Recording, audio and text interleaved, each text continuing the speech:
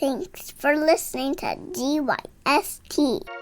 You're listening to Get Your Shit Together with Adina and Diane, a digestible health and fitness show for women. Real quick, the content of this podcast is intended for general information only and is not medical advice, diagnosis, or treatment. Chat with your healthcare provider before making changes. Okay? Okay, cool. I think they got it. Let's jump right into this week's episode.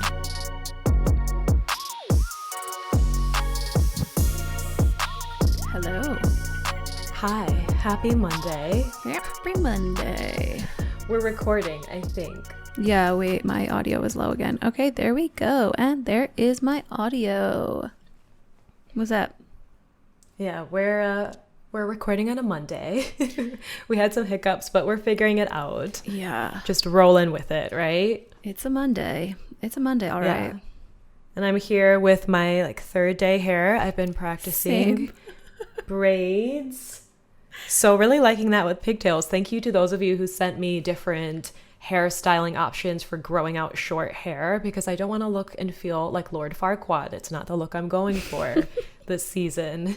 I feel like I'm going to go play some sports or maybe have a UFC cage fight, because the women usually braid tight. Mm-hmm. So you can't pull my hair. Looking like a UFC moment. Ooh. We had to flex somewhere. Is this the same shirt that you had last week? No, this one is a scoop neck. I think the last one was a V, and they didn't see the last one because the video didn't work. The video was playing me. Let me tell you something. I found out that the upload and download speeds in Israel are apparently a problem. That's a thing that people know. I have a friend who is a videographer and just shared that information with me. So I think that's what's going on here. Great. What year is it there? So good. I need to figure out some workarounds. I'm going to talk to some photographer, videographer friends and try to figure this out. Yes, in studio. We'll tell everyone for this show and tell. I don't know that I have a sew and tell this week. None of my things are nearby, but show everyone what's on your hand. Adina got a tattoo. Oh, yeah. Minnie gave me a little temporary tat. And because it's red, I keep catching it out the corner of my eye and thinking I'm bleeding. But giving yourself a little panic. She got it was Minnie's birthday. She turned 6. Big girl.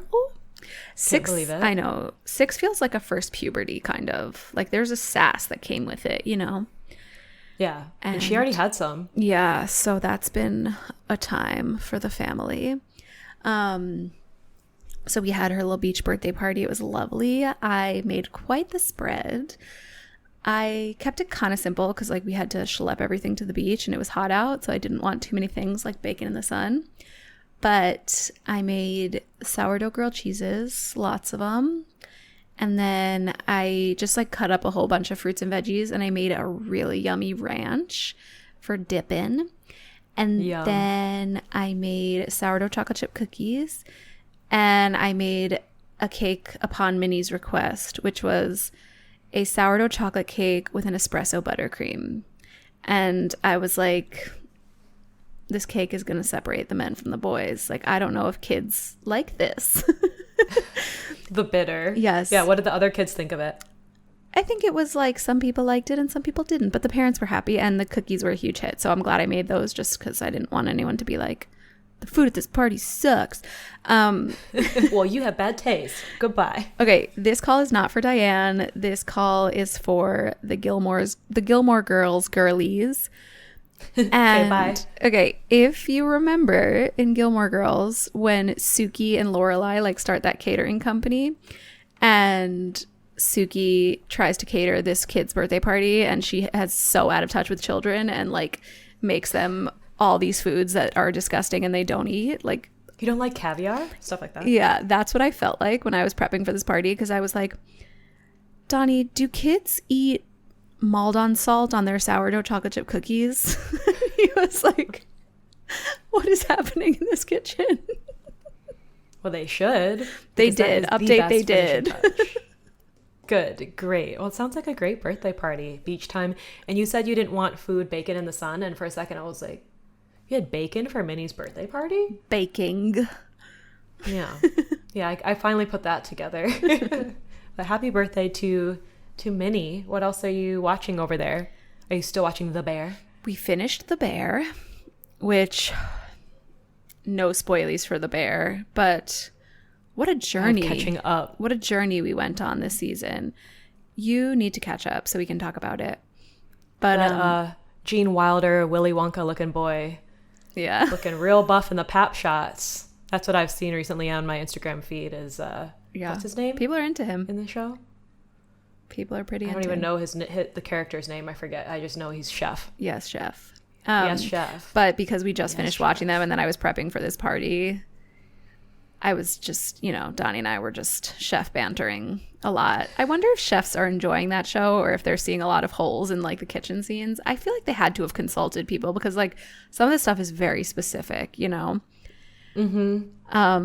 But there was one thing I wanted to say about that. Tell us, Chef Pals. I know we have some Yeah. after reading some of their stories that they submitted last week's episode. Yeah, DM us, let us know if you're enjoying The Bear or if it's irking you the way that like fitness television irks me. On that note about, after prepping for this party, like I love nourishing my friends and family. I love making the food for my kids' birthday parties and like that kind of stuff when we're having friends over. But man, if you cater, you like private chef, small events, like woof, I don't know how you do it. It's a lot.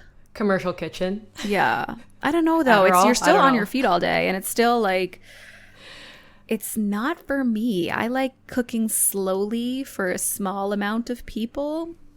A lot of chefs I know are into cigarettes, caffeine, Yes. Adderall, a combination of those. I can see to make them that. go-go. Yeah, the go-go juices. I can see it.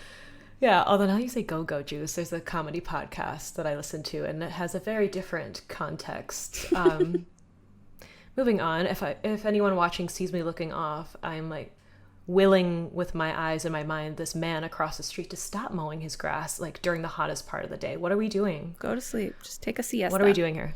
Yeah, I'm not seeing it on my audio. Well, over here, I didn't watch like anything the last week. So I believe I did mention on last week's recording, I went home Thursday and home to Virginia Beach where most of my folks live, my family, extended family. Most of your folks. Yeah, most of my folks live down there. My grandpa, my papa passed away on the 18th. So we pushed back the services because we had so many relatives that wanted to come in from out of town. And it was, unfortunate circumstances to reunite under, this occasion. But we had family from as far as Canada, California, Denver, Utah, some that traveled with their little kids because they knew and loved my pop-up so well. And I think I mentioned last episode too, my grandparents, they emigrated here in the early 60s, and my grandpa was one of 12 children. So and many. He was the only one who did make it to the States. So he was in the Philippine Navy, joined the Navy, the US Navy, and came over here with my mom and her brothers. And they were so loved, so generous. And so that was very seen in just how many people came out to celebrate him. So it was a very emotional weekend for me. And my brother did a beautiful speech at the wake. Wait, pause. If anyone saw the pictures on Instagram, Donnie and I were like dying from how much Gannon looks like him. Doesn't he? It is wild. It's crazy. And I'm getting DMs from people too saying that my smile, my eyes kind of remind them of my grandfather too. And now looking at all the old photos, I see it. But my brother bears a striking resemblance to him. And he actually wore to the wake and to the funeral a couple of my granddad's barongs. It's a traditional Filipino shirt. It looks kind of like a Cuban shirt if you've seen those, kind of gauzy, and they usually have some kind of embroidery on them. So my brother wore some of my grandpa's shirts from the 60s and they fit him like perfectly. So cute. That was real sweet to see. A priest that I remember when I grew up in the Catholic Church as a kiddo, who came out of retirement to do this funeral mass for my grandfather. And he gave a really moving homily and like cried through the homily, and like some cousins played violin for my grandpa. We had a great reception afterwards, which was really nice. And there was this Filipino bakery. I'll put the name or the details in the show notes if you happen to be in Virginia Beach, Norfolk area in Virginia. She made ube cookies. So ube is like a It's sweet having a potato. moment. It is, because Trader Joe's has Yeah. ube pancake mix that is really lovely. So she made ube crinkle cookies, and she also made this ube mocha cake. So a couple layers were mocha, almost like a tiramisu flavor, and then others were ube. So that's a little bit more neutral, but she uses coconut sugar, and she gets organic coconut from somewhere. My mom said New Jersey, but I was like, wait, what? Imported from New Jersey? The best I don't coconut in know. all the land. And all the land from New Jersey. But whatever it was really good. And it was just so nice to celebrate the life of my grandpa. We were really, really close. And he was just the sweetest, kindest guy who cracked crab legs for me until last year. And he is always was such a big cheerleader when I started my business, in every FaceTime. So I was asking, how many clients do you have? How is your business? So he's going to live on in memory. About 98 years. That was a long life, but still a really big loss for us. So we're really missing him. Yeah, that's really special. I'm glad you had that opportunity. Yeah. Donnie saw your picture on Instagram also and said that he has that quality where like you look at his face and can just tell how sweet he is, you know? So sweet. He does. I think he smiled with his whole face. And when I took a picture with him last visit, he turned to me and he's like, people tell me I have a nice smile. And I go, you do, Pop Pop. And he chuckled, but he always liked fart jokes. And then he would laugh hysterically at guacamole. Like he thought that was the funniest word.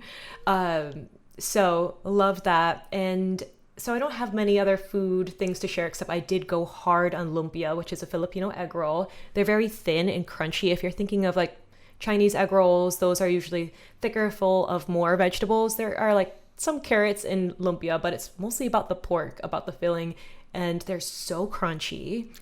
So I went hard on those.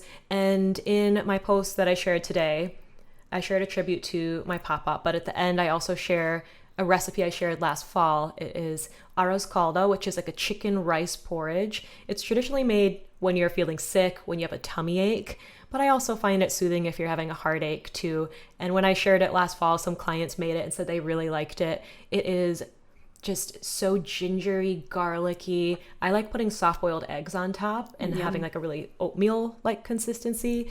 So you can make it in the Instant Pot. And I wanted to share it with everyone because my grandparents really taught me so much about my Filipino culture identity, but also about food as a love language. So I wanted to share that with you. So my grandpa used to, rub my tummy when I had a stomach ache, and he would say, hurt, go away. And now looking back at the way he would rub my stomach, it was kind of like a stomach massage I've shared with clients before. But there's just something to that, and to Vicks. If you're Latina or Filipina, the Vicks is something that you put on everything to make hurt go away. But also food, and this really soothing, brothy, garlicky ginger rice with chicken or eggs on top is super yum. Yummy. So I'll link that in the feed if you want to, in the show notes. In the show feed my notes. Instagram feed. Show feed notes, yeah. Nice.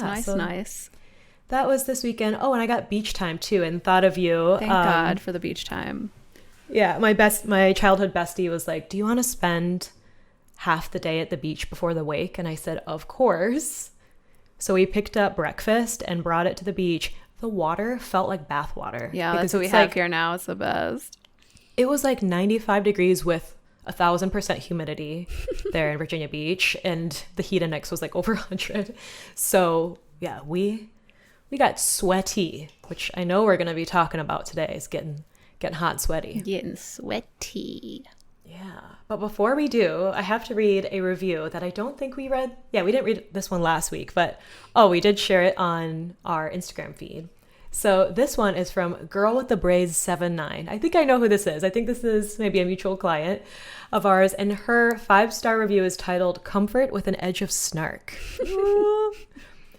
This is the podcast I listen to when I have had a bad day and I just need a dose of honest, real people talking about things that matter to my well-being. Adina and Diane are reliably real and true to themselves, and even when I disagree with them, I still learn from and respect them.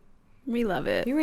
We respect and love you too. And Diane and I had the same reaction when we read this review. We were both like, but what do you disagree with? Tell us. We need to know.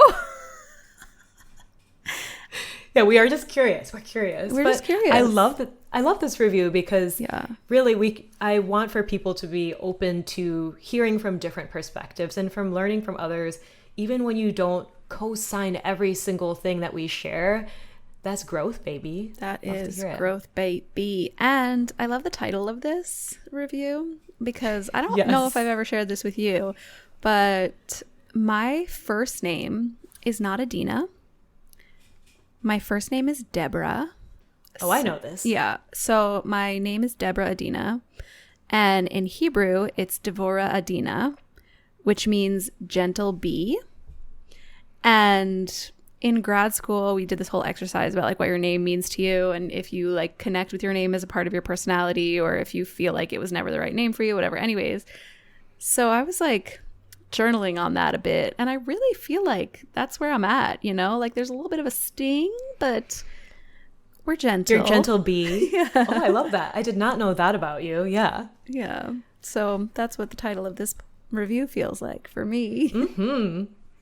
I like it. I love it. So yeah, you can go and leave us a 5-star review if you like, if you got a minute. Yeah, do that. Takes just a minute. Do it.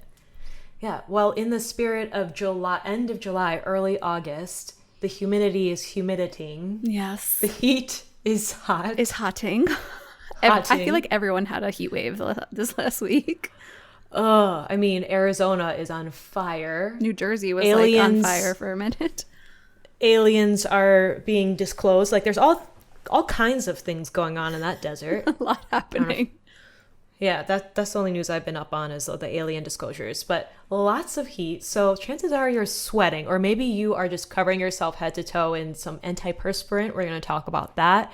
Maybe you have been eyeing a sauna or a sauna blanket and you want to sweat the bed. I don't know your life. Or maybe you're like, I don't sweat. Yes, I I'm hear that a lot. amazing. I've said it before. Sweat. I sparkle. I glow. Yes.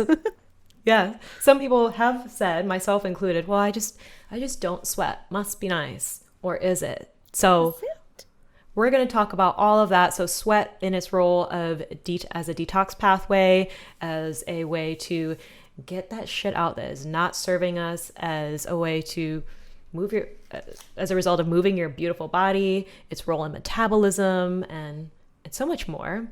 And how to hydrate yourself and stay sweaty intentionally this summer. Yeah, this episode came out of when I started reflecting on the fact that I really enjoy sweating on purpose. As long as I am like in clothing appropriate for sweating, so either like a bathing suit or workout clothes, or even just like a light t-shirt and shorts. Something breathable. Mm-hmm. I can get down with sweating. But if I'm like dressed for a wedding or otherwise In polyester. then I'm That's like, one thing. No. I cannot with polyester scratchy stuff anymore. I just can't do it. Or Give gray me that organic shirts. cotton. Like I have some cotton linen like gray shirts, but there's something about gray and sweating. Mm-hmm. Just big old sweat circles that I would rather not have. So So a nice thing about here is like, I feel like no one cares if you have sweat stains here. I felt like in my old life. it's more cash. Yeah. In my old life, it was like we were all supposed to pretend we weren't sweaty when we got to places, you know? It's funny you mention that. Maybe this must be, go with the beach territory, right? Because in Virginia Beach, Bridget and I went to the beach. That was my bestie. And we were going to go get some seafood after. And I was like, oh, well, I don't really want to put a top over my sandy, sweaty body. And she was like, just go in your top, your swim top. No one cares. Mm-hmm. No one cares. And they didn't, sure enough. Yeah. The beach town, it has a good thing going. Yeah. So I exfoliate myself with Yeah. sand and sunblock. We call that schnitzeling yourself. Thoroughly breaded. Yes. Ori recently started, so he loves the water, and I like sit him in my lap on the shoreline and he'll like splash and try to crawl away from me. It's the cutest thing. But recently I just like let him run free on the beach and he just like crawls around in the sand, but he hardcore schnitzels himself. Like he will be crawling and he'll face plant into the sand and emerge like a grizzly bear, just like schnitzel face. It's so cute. I feel like last summer when you moved out there, you sent me some photos of Abe, and maybe there was food nearby or involved. So not only was he schnitzeled, but so was his fruit. Yeah. And just everything around him. Yeah, don't share food with kids Crunch. at the beach. Don't do it. You're just gonna eat it. It's so sandy. So what is sweating? Why do we really need to do it? Or is it just some kind of inconvenience that we can just avoid? Yeah, I mean, like, the conventional deodorant industry convinced us for years that we weren't supposed to do that. Yeah, if you don't like it, just stop it. Yeah, just slather that aluminum under your arms right next to those lymph nodes and your breast tissue and be on with it. Mm-hmm. Yeah, and I went hard on that. Or the Dove spray. And I had friends that would not only use it under their arms, but just anywhere they sweat, behind the knees, just trying to block that. But if we're not sweating, that's got to go somewhere, or it's staying inside. And so when we mention things like detox pathways, Yes. you might have heard us talk about your poop, but sweating is also a detox pathway. A very important one. Mm-hmm. Just like, okay, here's a way we can think about it. Just like when you have a skin issue, we have told you before, you know, if you have eczema, rashes, stuff going on, psoriasis, that is an alarm from the body because the body is trying to rid the toxins. And the skin is an organ and it breathes. And so if you can look at rashes and think to yourself, this is my body trying to get stuff out because we're not eliminating via poop or we're not sweating, you know, like our body needs to eliminate certain things. There are certain things that come through the body that need to come out of the body. And your body's going to find a way. So maybe sweat has slowed down, and we'll talk a little bit more about why that happened. Maybe you've been not sweating for so long that you don't even like consider it an issue, or you just think of yourself as I'm a person who doesn't sweat. I just don't sweat. But right. And maybe you are not only not sweating, but other detox pathways are not going well. You're constipated, your liver is congested and overburdened by chemicals in your environment, from medications, from excess sugar or alcohol, caffeine, other things that it's processing. Maybe you've heard things about lymph and lymph drainage being sexy, but that's also not moving, and you're not maybe physically moving as much as you. Oh, I'm cracking my knuckles. Oopsie doopsie. As much as you would like to. Your respiratory system is also another detox pathway, but the skin is a big one, and you gotta sweat some shit out sometimes. So true. Yeah, I think like, I feel sad for all the people out there who are just like shallow breathing and not circulating that air, who are just not sweating and plugging those holes up with aluminum deodorant, who are not pooping, who are sedentary and just sitting. Like, these are all so many opportunities to get things moving and to get the yuckies out. I think about when we were on our honeymoon in Hawaii. And we went on this like boat situation, and they were giving this whole preamble about seasickness, and they were just saying like, there's nothing wrong with it. Just get the yuck out. Sometimes you just got to get the yuck out. I did end up getting the yuck out over the side of the boat, by the way. You did? Yeah, it was funny because Donnie was nauseous the whole time and I was fine. And then out of nowhere, I just like felt nausea, went to the back of the boat, barfed, and then I was fine. But you just got to get the yuck out, you know? I have not had the misfortune of seasickness or motion. I used to get motion sick years ago. And couldn't read, couldn't really do anything on car trips. And now I'm just like glued to a book or a Kindle. There's definitely a liver health component there. Yeah. It was kind of a spiritual experience. Just like barfing into the sea and watching the fish come and eat it. Chummin'. Exactly. Well, if you heard of like intentionally sweating, maybe you're thinking as you listen to this episode, oh, I've been in the sauna before. Maybe you're curious about it and think maybe that's the thing to do.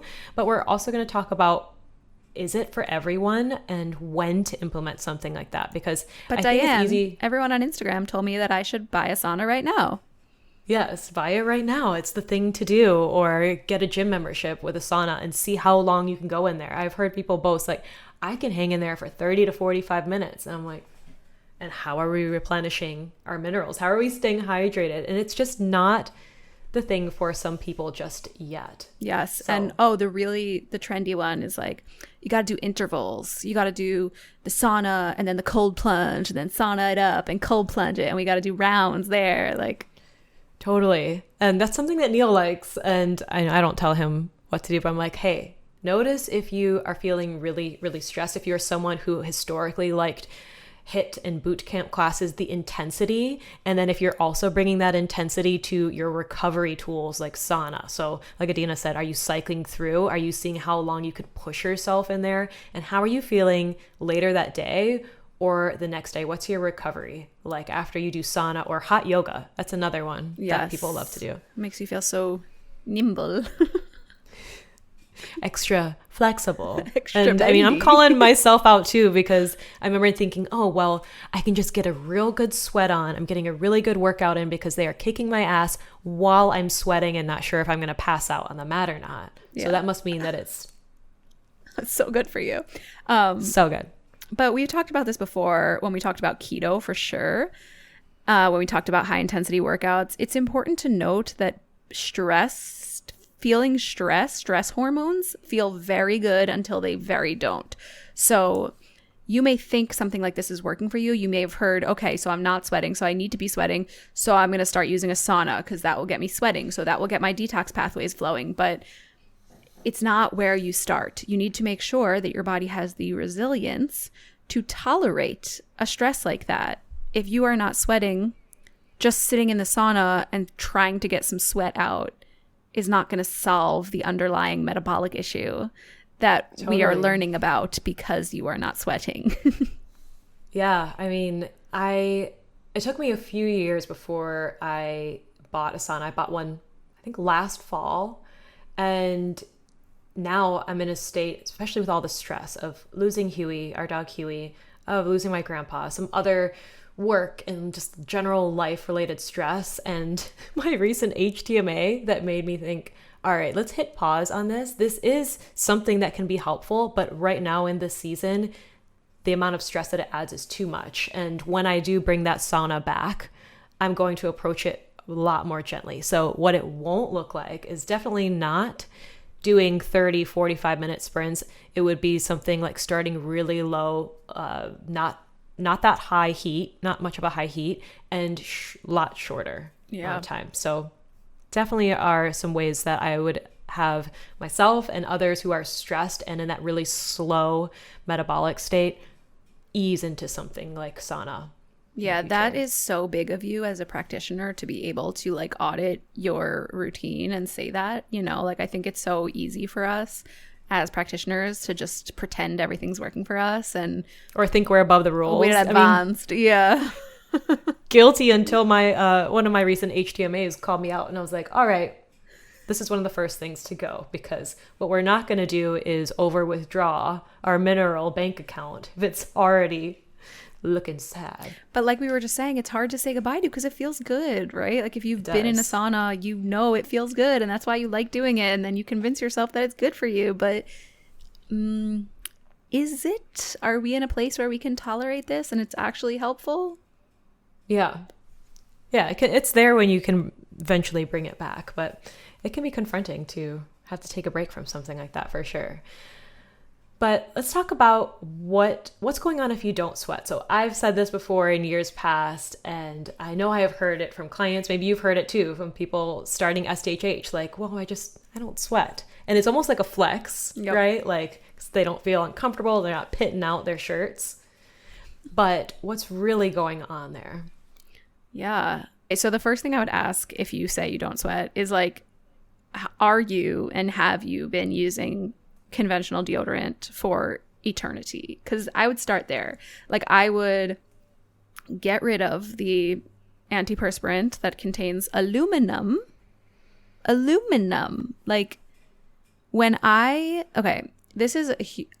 think about your armpits for a second. Let's all think about our armpits. Let's think about it. That's why I wore a tank top today. That was smart. Laser hair removal. Wow. Laser hair removal. Nice.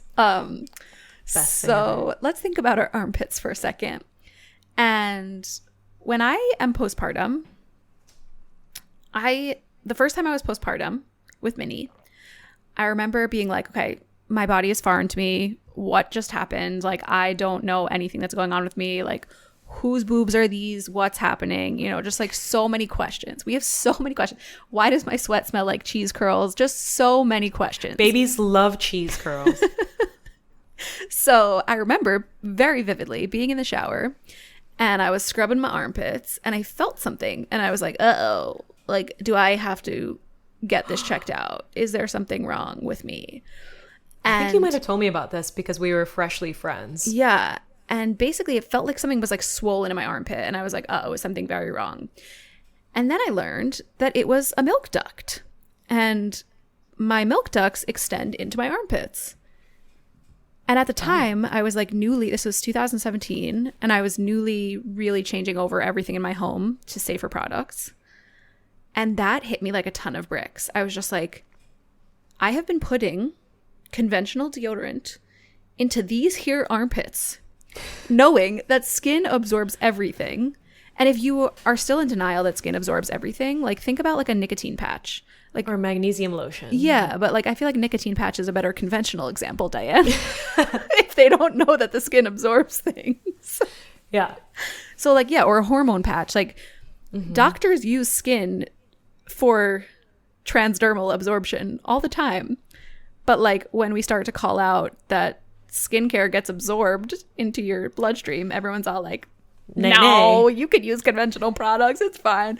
Anyways, so I mean, look at the HTMA. I'll see aluminum, and there are a number of reasons that aluminum can show up on there. But yeah. I have seen it on those fast metabolizers. Like, have you grown up with lots of conventional deodorant? Yeah. Anyways, like if I'm putting conventional deodorant on these here armpits, and like literally my milk ducts extend into this, is that going in my milk? Like, what's happening here? This is terrifying. And you got some big lymph nodes. Yes. Big lymph nodes here. I'm gonna have to mark this one X-rated, Diane. I mean, yeah. Well, here, lymph nodes are here. There's some big. It's one of the big main drains over there. So put in that by that system. Yes. So, anyways, the reason we're honing in on this is because if you're a person who thinks you don't sweat, why don't we like remove that variable and find out if maybe now you sweat, you know? Yes. And if you're concerned about being stanky, maybe you will. You might. Maybe you won't. And there are so many options, which we'll talk about in a second. But as you improve your internal environment, manage things like bacterial balance, fungal overgrowth, if that's something that you're dealing with, mineral balance, you'll stink less. Yes. I've seen it. I've done it too. Copper, myself. baby. Yes. There is a supplement that I will suggest to some of my one-on-one clients when we do their testing. And I am suggesting it for its mineral, the minerals that it includes. But on the label, it says internal deodorant. And they're like, is this what you meant? And I go, yes. But that is one of the benefits. Yeah. So from the internal perspective, there's a lot we can do with nutrition, gut health, supplementation, mineral balance that will improve the smell of your sweat. You should be sweating. You want to be sweaty. I know that the conventional deodorant industry and the conventional beauty industry like somehow convinced you that you shouldn't be sweaty. Just stop any bodily function that annoys you. Just shut it down. It obviously has no reason to be happening. But you can improve the smell with things like all of the stuff we just talked about. You can also use natural deodorants. It's a trial and error situation because everyone's skin reacts different to them. But I have in the past really liked the Primely Pure Charcoal. Love. Yeah. That's the GOAT.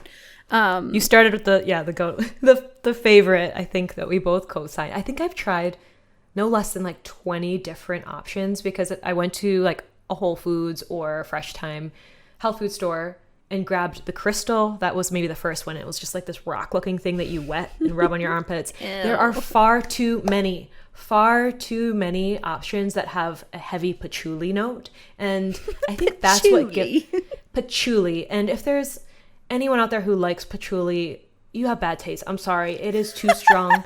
And there is something We're gonna about get patchouli. a review now from like a patchouli farmer. That's gonna be like my A life's patchouli work. pal.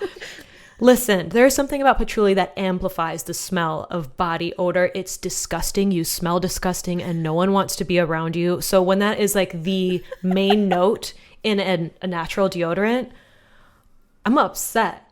Diane, I'm upset. where are you in your cycle right now? I'm actually about to drop an egg. I'm on Okay. that white moon cycle. So I have such strong opinions about patchouli. I was just checking. This is the Is hill it I the will patchouli or? It's the Jonah Hill I will die on. Okay. If anyone knows that recent pop culture stuff. But beyond the patchouli, there are good options now. You just got to seek them out and hear it from me who has tried like 20 of them. When Adina and I tell you the Primally Pure charcoal deodorant is so good. There are others. So Adina also mentioned like depending on your skin sensitivity or how sensy your skin is, there are a lot of natural deodorants that can peel your armpits off. Some of them are very baking soda heavy. Very baking soda heavy. And that is too Stand down. basic. Yeah. It's too basic, right? We want it to be a little acidic under there. And I remember, I was using Schmidt's successfully for a little bit. Like it smelled really good. You'll probably see it at Target. And I was doing a push-up one day in the gym and I felt something. And my armpit quite literally peeled off. The skin peeled off. I hate this. It was raw. Oh no. Not something that I want to be raw. No. What's So the recovery Schmidt's- from that like? Was it itchy? It was really tendy. It burned. And Neil, my husband, or anyone who doesn't shave their pits, like live your life, do whatever you want to do with your body hair. I like to remove mine. Neil has hair under his arms. So I think that for him, it didn't bother him. His skin isn't as sensitive. So he used it successfully. But I'd say Primally Pure is still like the best. Yeah. I had success with the Beauty Counter one for a little while. And I still have some of the like minis that I'll use like again if I'm In a if pinch. if I have to be at like a wedding or something. But I honestly just like don't wear deodorant ever.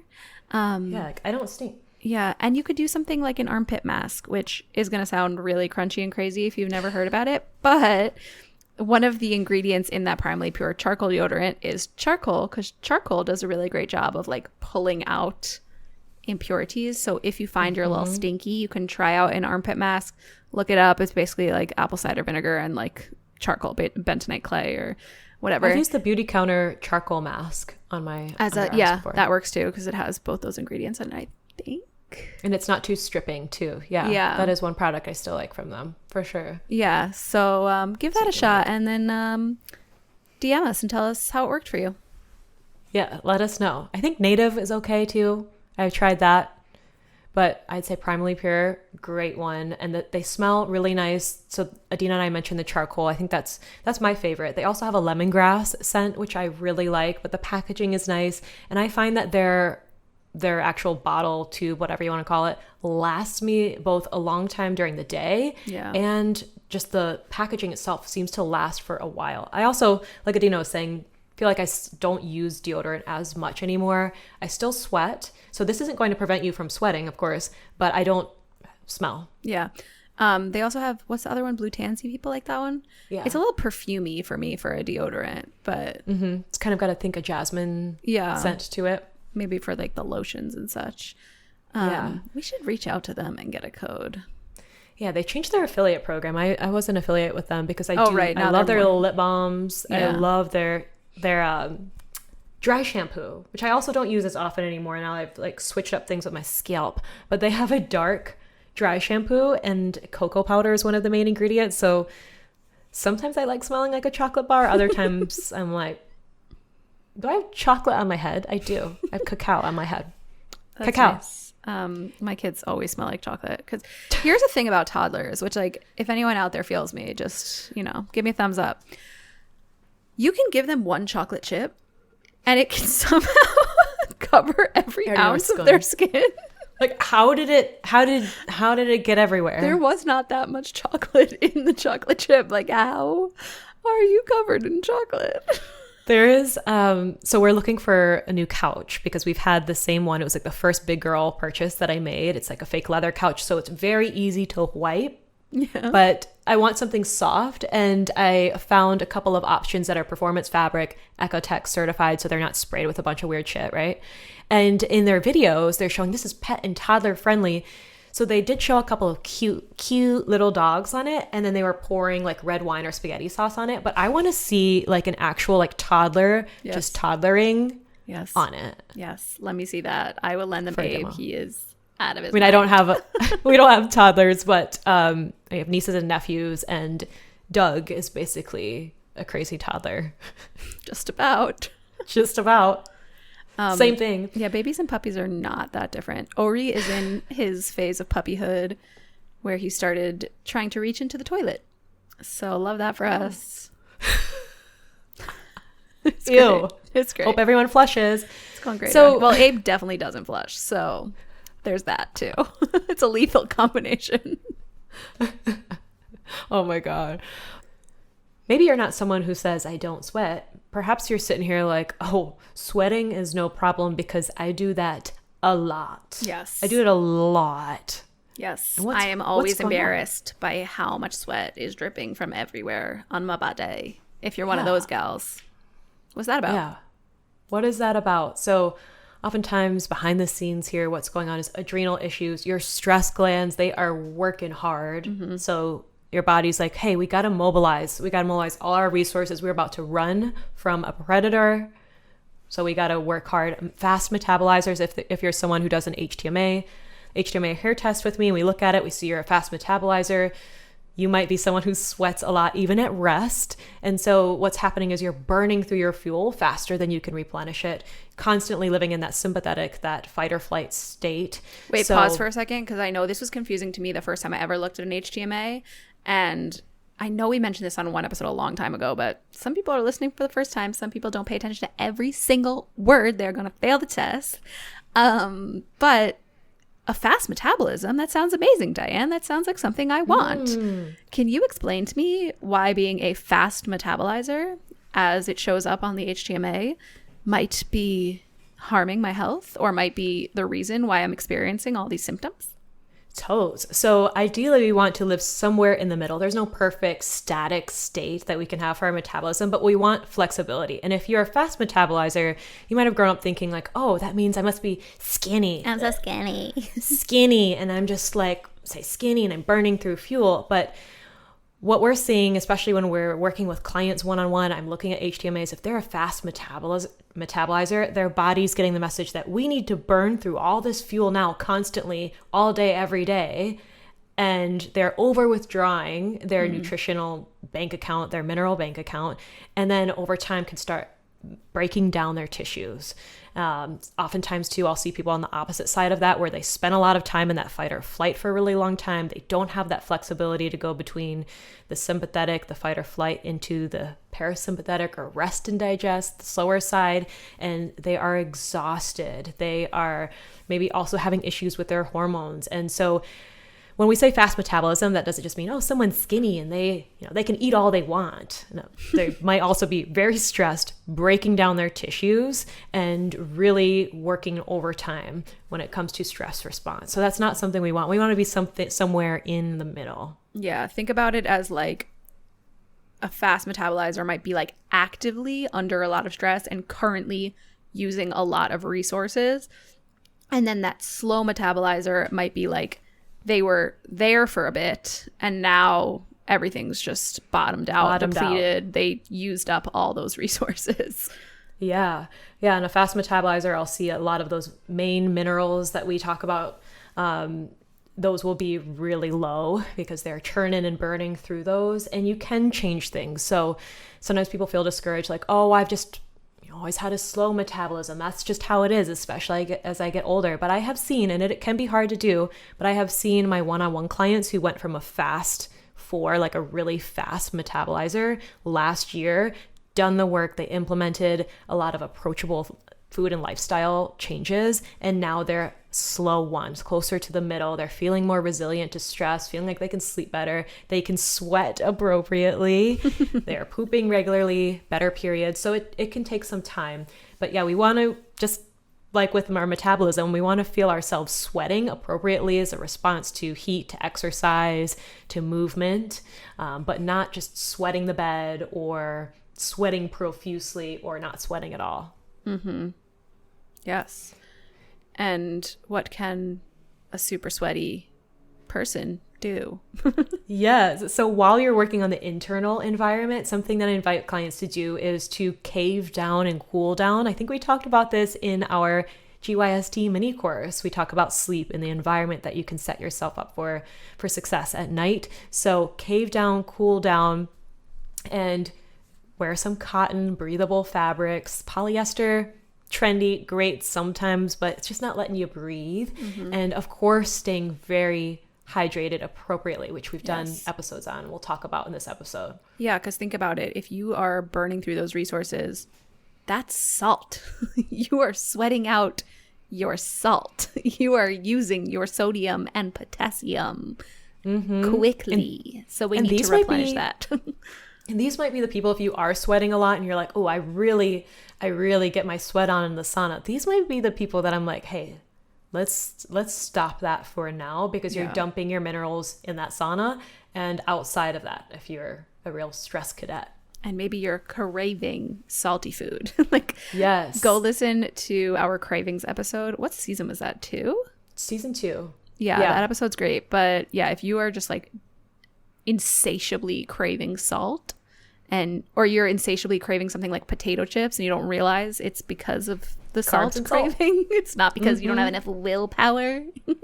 Exactly. That is one of the questions in the adrenal and stress section of my intake forms with both new one-on-one clients and root cause reset students is, do you have an insatiable craving for salt? Do you sweat really easily? There are a lot of questions around that can clue me into, even without HTMA, what is going on with your health. Yeah. Okay. So we talked about not sweating enough. We talked about sweating too much. What if it's not really about sweating, but you're like, it's summertime. I just can't be in the heat. Like, I cannot tolerate the heat. I immediately, my rosacea flares, or headaches. I feel, like so lightheaded, or I get really itchy. Or some people rash. feel like... This is another one that is also, I think, on the intake form that we use with clients is like you feel like you have to put sunglasses on immediately when you go outside and it's sunny. I mean, if the sun's directly in your eye or looking towards the sun, it's going to hurt your eyes, but you should be able to tolerate some sunlight near and around your eyeballs without it giving you a headache, making you feel exhausted and otherwise just physically unwell. Yeah. So, heat intolerance, is that a thing? So if we looked at your intake forms, I also wonder if you say I can't tolerate heat, if you also have some other hormone imbalances, maybe your period is missing, irregular, or otherwise rude, or you feel a lot of symptoms in the middle to latter half of your cycle. So what's going on? High heat is going to drive histamine response. So you might notice you get stuffier the latter half of your cycle. You're more prone to hormonal headaches before your dot drops. This was something that I used to get a lot. So stuffier, feeling like I got headaches outside in the heat easier, dehydrated easier. I also think too, I was burning through my minerals. So a lot of things were going on. I've been there. Yeah. This was me in a big, big way. When my skin was itchy, this heat made it so much itchier. Heat drives histamine, and I had all kinds of histamine issues.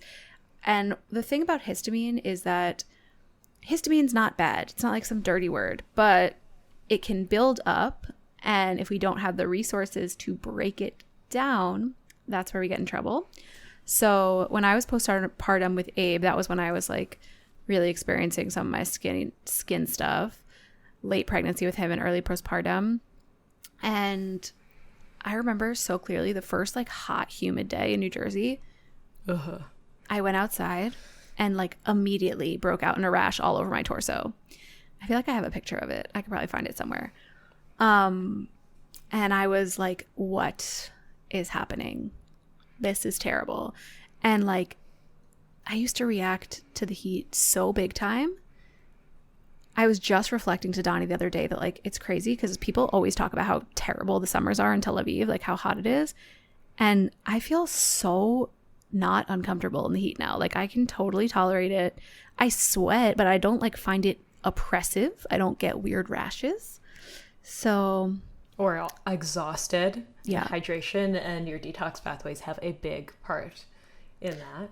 Yeah, so I've done just so much work on my gut health, hormone health, metabolic health, my hydration, like actively replenishing minerals and aggressively doing so postpartum in the summer here. Like I am very, very focused on it, very focused on it.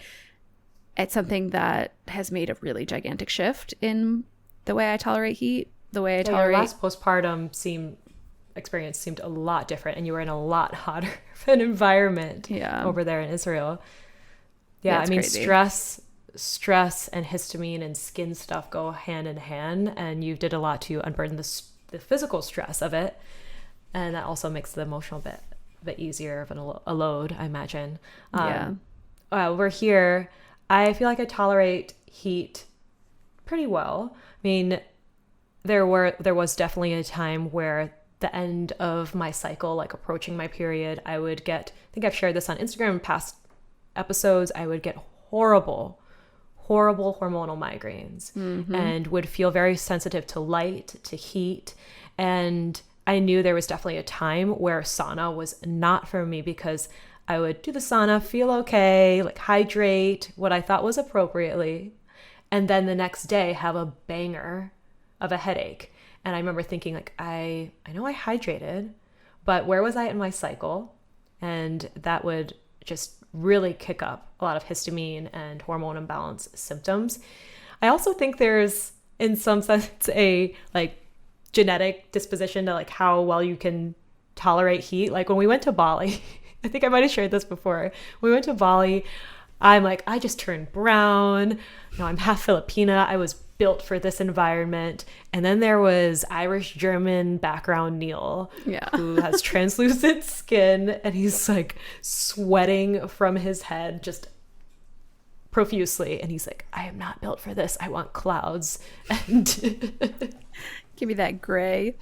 Yeah, totally. I think there's a lot to it. But like you said, with where you are in your cycle, like it's really important to remember that estrogen drives histamine drives estrogen. It's just like a cycle there. So when estrogen climbs before ovulation, that another little estrogen surge in your luteal phase, or if your hormones are completely whack and you're just estrogen dominant all over the place, you might start to pay attention to when your heat tolerance is lowest, and it might correlate with that estrogen drive. Totally. I had to work a lot on my natural cycle, and then I worked on supporting other detox pathways. So for me, a big part of that was supporting my gut health, which we're going to talk about here in a few, my liver, and then also unburdening mental, emotional stress, because I know that when that is running really high, it's just not the time for me to add extra physical stress. Yeah. We've talked about, we want to find the Goldilocks stressor, but I mean, I know myself right now, and I imagine I was dumping minerals the last month, processing grief and a couple of really big losses, that I'm not going to be hitting the sauna hard. We're going to be doing some other gentle detox support. Yeah. And it's important to mention here too, like we just did an entire episode about things we've changed our mind about. I think the old us, like in a past practitioner life, we may have been thinking like, oh, you don't tolerate heat well and it's a histamine issue, so you obviously just need a low histamine diet. Like you just need to cut out avocados and bananas and tomatoes and not eat any leftovers and no citrus, red wine and citrus, and like the list goes on and on. You know, histamine's not a dirty word. Like there's histamines all over the place. But remember that this is symptom suppressive. This is not a healing solution. And if you are in a season where you're super symptomatic and maybe you're very, very itchy and it's the summer and there's not really much you can do on the foundational side of things to make your symptoms go away now, it's fine to incorporate a symptom suppressive diet if you really need to suppress your symptoms right now. So in that case, like Diane and I will advise clients to cut out some very high histamine foods, and we'll give them some tools around lifestyle things you can adjust to lower the histamine load in certain foods, the way that you prepare them, the way that you store them, things like that. But ultimately, the goal is building up the resilience, giving your body the tools it needs to break down the histamines. Don't make it mean something about those foods. Right, like those are off-limit foods. Those forever. are bad foods because I have histamine issues, so I can never eat chocolate, nuts, XYZ, avocados, bananas, tomatoes ever again. No life. That's no life to live. Yeah, I have a nuanced take here, and I'm pretty sure we touched on this in some part in one of our last episodes, or our sneezy season solutions allergies episode. So when I was really reactive, I mean, there was a time in my life where I was taking Claritin D, the D that had to have that one with the Sudafed. Yeah, my daily D. Had to have those carefully dosed amphetamines. You know, where you go to Walgreens, you got to give them your license, tell them you're not making meth, you're just trying to clear your sinuses, right? So there was a time where I was taking that constantly. And then if I fell into the trap of like, let's just avoid histamines, then I would be doing away with so many foods I love. However, I think it is helpful for some people who are really reactive to be mindful about some of those things. So maybe we're just adjusting some of our food while we are working on improving your cycle, improving your digestion, improving the function of your gut so that you can bring these back. You can clear the histamines better and tolerate a wider variety of food and temperatures too. Yeah. So that's where the best results come. It's never going to be a this or that for me, but always will look at clients case by case. I have seen where some people, they want to completely throw out all of that, right? And they're like, well, I heard that orange juice and milk is great, so I'm going to pound these. I'm like, but you have diarrhea and you're really stuffy. So maybe we need to bring a more nuanced, complex approach to this instead of just I'm avoiding all those foods or I'm pounding all those foods. Mm-hmm. You know? Yep. So let's really bring this home. So what are the resources that you need to break down histamine? What is keeping your body from doing it? And how do we approach detox, gentle detox approach through the lens of nutritional therapy? So if you have histamine issues, we know that you need some gut support. You have to have a healthy, functioning gut in order to process and to break down histamine, make sure that it's not running amok.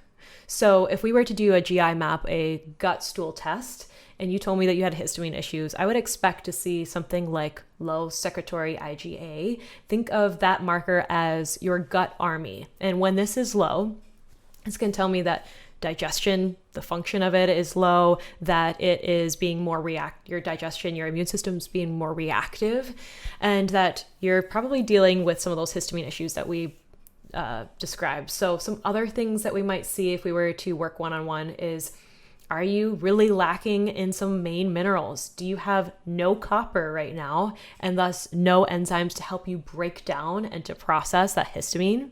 Now, what I don't want you to hear is, okay, maybe I'm lacking copper, so that must mean I need to supplement with it, right? Or maybe I'm lacking the resources to make the DAO enzyme, so I need to supplement with a DAO enzyme. Yeah. Because there are a lot of people out there recommending that. There are. So hold your horses. We never like to think about unopposed or single supplement solution. Instead, and more broadly, what we could do is focus on a well-rounded diet that's going to offer things like vitamin A, vitamin C.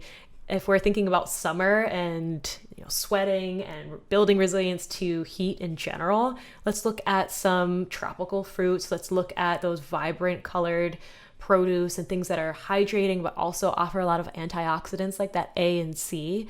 And we also will invite our clients to audit what they are currently eating. Did you grow up with a lot of processed foods that are high in iron and other things that throw off your mineral and your vitamin balance? Those are some things that we look at when we're working with clients.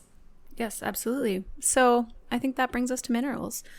I think whenever we're talking about sweat, detox, histamine intolerance, really whenever we're talking about anything, we're going to talk about minerals at some point. But when it comes to the summer, when it comes to sweating on purpose, when it comes to giving your body the resources that it needs to tolerate heat, whether you don't sweat at all or whether you sweat profusely, no matter what you do, hydrating deeply, mineral hydration, giving your body the resources that it needs to tolerate the stress that you are under is going to be so crucial. So these are the same resources that your body needs to process histamine. So it's all going to be serving that ultimate end goal of supporting your stress response, helping you better tolerate heat, supporting the detox pathways. It's going to do lots of really good stuffs. So we've done an episode about this before. Go back and listen to our Hydration Nation episode. From season 1. A throwback, but it's a goodie. Yeah. And maybe we chat about hydration is having a moment, which is really nice. Like mineral hydration is having a moment on the internet. Everyone's all like, I got my packets. I got my packets. Is that what they're saying? They're like, look at my packets.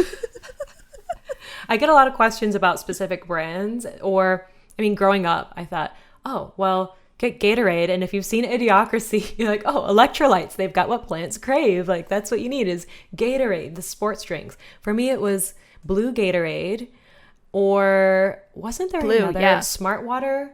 Yes, vitamin smart water. Vitamin water. Vitamin water. Yeah. Drank a lot of that. Oh, that was gross. Blue Gatorade, or there used to be like a white Gatorade that was really good. And then it kind of changed flavors, and then it was not good. I remember Glacial something. They always had such intense names. I remember I used to go ice skating. I was really into ice skating when I was a kid. I don't feel like we've never talked about that, but I used to take ice skating lessons, and after ice skating lessons, I would always have a bag of onion rings and a blue Gatorade. Disgusting. That's a combo. I know. Very cloyingly sweet and salty. Funky. Yeah. Not the sodium we want. No, but that's probably my body was craving it, so I was giving it a shot. But yeah, Liquid IV, LMNT, I've even seen Needed, that like prenatal with a big influencer budget. Oh, we're about to get ads. They have a big marketing budget for all their suppies. Yeah, I know. I said that maybe we should like review some of them and talk a little bit about the mineral forms and balance, but Ori is already up for his first time of the night, so I don't know that we'll have time to break that down right now. But the TLDR is none of those are hitting it for me as far as forms of minerals, as far as like weird other ingredients. I think in a pinch, maybe some of them could be okay, but I'd rather just carry around some salt with me and like buy a coconut water, That's like the most accessible, right? Yeah. Chances are you have some sea salt, not the table salt because it could never do the same thing, but real sea salt that you use for cooking, a little pinch will do ya. We love Redmond's and we like coconut water. Yeah. So great combo there that you can find pretty much anywhere. Yeah, maybe some in the future we do a little audit of some of these popular brands. Actually, a listener sent a DM. I know I screenshotted it somewhere and maybe she's listening and like yelling at her phone, but she reached out to, I think it was Element, and asked why their ratios were what they were. She might have been a fellow practitioner too. I can see a place for some of these. Let's say if you were vomin, you were chumming like Adina was over the side of the boat in the hot Hawaiian sun. You had food poisoning, you were sweating a lot. So that's where some of my clients will pre-game and post-game sauna with some of these packets. But I think that thinking that you need to have a package of these on hand every day, it's a little bit of a misplaced like priority. So it's just not something that I think most people need. Neil, who works outside sweating buckets, he has to be more mindful in a different way. But like we're just saying, there are probably things in your kitchen that you can put together for a sort of upgraderade, as we like to call it. So this came from a listener because we called it upgraded Gatorade, and one of our shitheads was like, you missed the opportunity to call it Upgraderade? So unlike you. I hope she's proud of us. I know. So anyways, we've given many recommendations for Upgraderade recipes in the past. I can tell you what I'm sipping on lately. It was just a Jewish fast day, so I was fasting for 25 hours. And I drank about 6 of this beverage before the fast, and I felt amazing. And it was coconut water, pomegranate juice, because our pomegranate just came in season, and they are so good. Little orange juice, and a whole lot of sea salt. And again, it's going to depend on what you specifically need, which is another reason why I don't love these packets, because some people are going to need more potassium. Some people are going to need way more sodium. Some people can't tolerate that much sodium right away. So I'd like them to go slowly. Like how many have diarrhea or they get bloated. Yeah. How many clients have tried LMNT and then just like shit their pants, you know? Mm-hmm. And I do not want that diarrhea on my conscience. So I'm not going to be recommending it to y'all en masse. So your current fave sounds really good. I have 2. So good. It's tart and sweet. So good. I've been really into acidic tart things that make the roof of my mouth hurt, like you would tomatoes. love this. Yeah, so I've been doing half an Olipop, and I split it with Neil, half a lemon lime Olipop, squeeze of fresh lime juice, I love it limey, and then I do coconut water, but it has to be like Harmless Harvest. Because some of them taste, we know what they taste like, Diane. I think they don't taste right, and it definitely has to be cold, lots of ice, freezing. And on vacation, well, not vacation, when I went home this past weekend, it was a trip. I had, it was a cocktail that was called what was it? Some crush. This restaurant was known for their drink that had crushed ice, and they had orange juice, nectar. I don't know what nectar was. Was it honey? Something.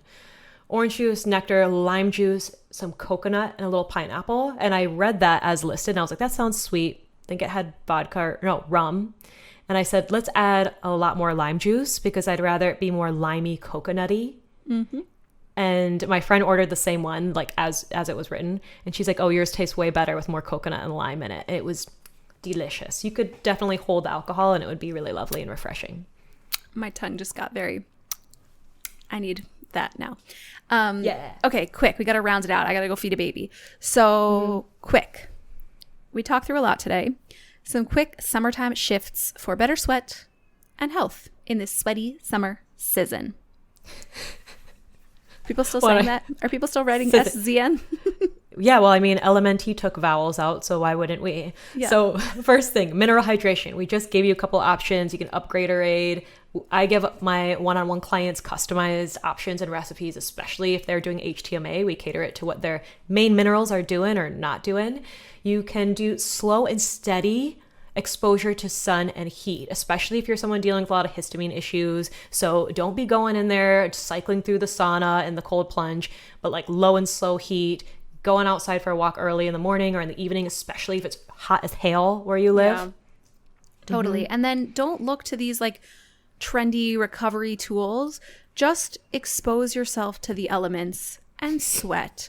Don't spend the entire summer holed up in your AC. Get to the beach, swing a kettlebell outside, go for a hot girl hot walk. You know, like slow and steady exposure to natural elements. I almost blew my water out my nose because she said, just go outside and expose yourself. Just go outside and expose yourself, but just for a little bit. Take your top off in the sun. Before you get arrested, get your tatas and your lymph flowing outside. We love it. All right, well, that's it for us this week. I hear Ori. Oh, damn. Gotta go and stay hydrated, stay sassy, unclench that butthole, and we'll see you next week. Bye.